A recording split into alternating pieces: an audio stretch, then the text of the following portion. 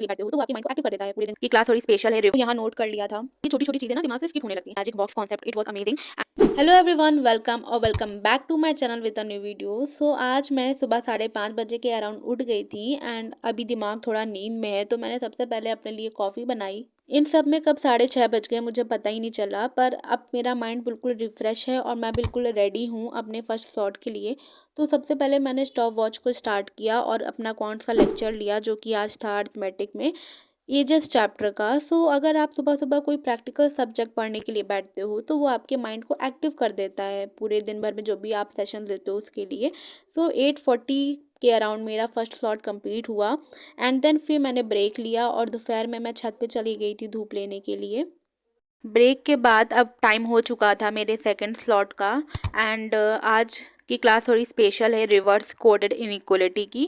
Normal inequality तो हो जाती है, पर जब सिंबल कोड में आते हैं और कंक्लूजन से स्टेटमेंट पे जाना होता है तो असली गेम तो वहाँ शुरू होता है। इसकी एक एक क्लास बहुत ज़्यादा इंपॉर्टेंट है क्योंकि ये 5 मार्क्स दिलाने वाला टॉपिक है। आज की मुझे 2 क्लासेस लेनी है रीजनिंग की, उसमें से ये पहली क्लास थी और मैं पूरा फोकस कर रही हूँ ताकि रिवर्स वाले लॉजिक में कोई गलती ना हो। पहले लगा था थोड़ा कंफ्यूजिंग होगा, पर जैसे जैसे क्लास आगे बढ़ी लॉजिक क्लियर होने लगे तब समझ में आने लगा। और आज की क्लास में जो मेन फोकस था वो डेफिनेटली फॉल्स के कॉन्सेप्ट पे था। इसमें कन्फ्यूजन बहुत होता है कि कब आंसर फॉल्स होगा कब डेफिनेटली फॉल्स होगा, तो मैंने इसके रूल्स को यहाँ नोट कर लिया था। एंड रीजनिंग के बाद अब बारी थी बेसिक कैलकुलेशंस की और आज मैं बैठी थी 1 to 50 तक के स्क्वायर्स को रिवाइज करने के लिए। तो सच बताऊं, जब हम बड़े बड़े चैप्टर्स के बीच में होते हैं ना तो ये छोटी छोटी चीज़ें ना दिमाग से स्किप होने लगती हैं एंड मैं काफ़ी दिनों बाद ये सब रिवाइज करने बैठी तो आज रियलाइज़ हुआ कि थोड़ा टाइम लग रहा है, पर बैंकिंग एग्जामिनेशंस में स्पीड ही सब कुछ है। इसीलिए मैंने अब डिसाइड किया है कि अब मैं डेली 50 तक की इनका रिवीजन करूँगी। और 50 तक स्क्वायर्स तो यार फिंगर टिप्स पे होने चाहिए हमारे। एंड स्क्वायर्स को लिख तो लिया, पर जब तक उसको ना बुक से क्रॉस चेक ना करो तो कॉन्फिडेंस नहीं आता है। फिर मैंने लिखते टाइम देखा था कि कोई एक मिस हो रहा 28-29 स्क्वायर के बाद, तो फिर देखा मैंने 24 का तो स्क्वायर लिखा ही नहीं। एंड देन इससे ये रियलाइज़ हुआ ना कि रिवीजन अल्टरनेट डेज में या बीच बीच में करते रहना चाहिए। फिर मैंने क्यूब्स को रिवाइज किया एंड क्यूब को भी फिर मैंने लिखा एंड देन उसके बाद उसको भी रीचेक किया। एंड क्यूब लिखते वक्त मैंने साथ में 40 to 50 तक स्क्वायर को फिर से लिखा ताकि वो अच्छे से दिमाग में मेरे फिट हो जाएं। एंड 1 to 20 तक मैंने क्यूब लिखे जिसमें 12, 13 एंड 14 का क्यूब रॉन्ग था, जिसको मैंने फिर से इसको लिखा, अच्छे से रिवाइज किया। फिर मैंने ब्रेक लिया और फिर उसके बाद मेरा जो है वो थर्ड स्लॉट शुरू होता है and the last slot of the day, जो कि इंग्लिश का था।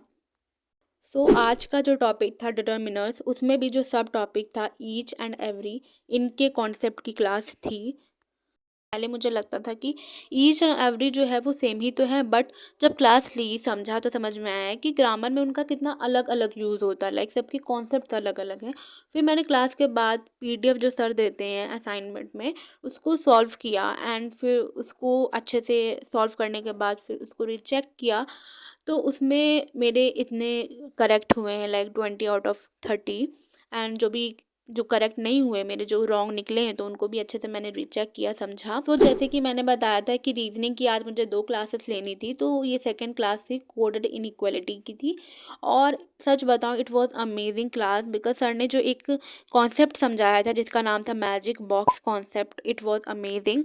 एंड फिर उसके बाद इस क्लास को लेने के बाद मेरा दिन ख़त्म होता है आज का, और इसी के साथ टारगेट्स भी कंप्लीट होते हैं। एंड सबसे सेटिस्फाइंग मोमेंट यही होता है कि जब आप अपनी टू डू लिस्ट को देखो at the end of the day and देखो कि सारे बॉक्सेस पर आपने ऐसे टिक्स नज़र आ रहे हो, तो that was really satisfying moment for all the aspirant and every aspirant can relate.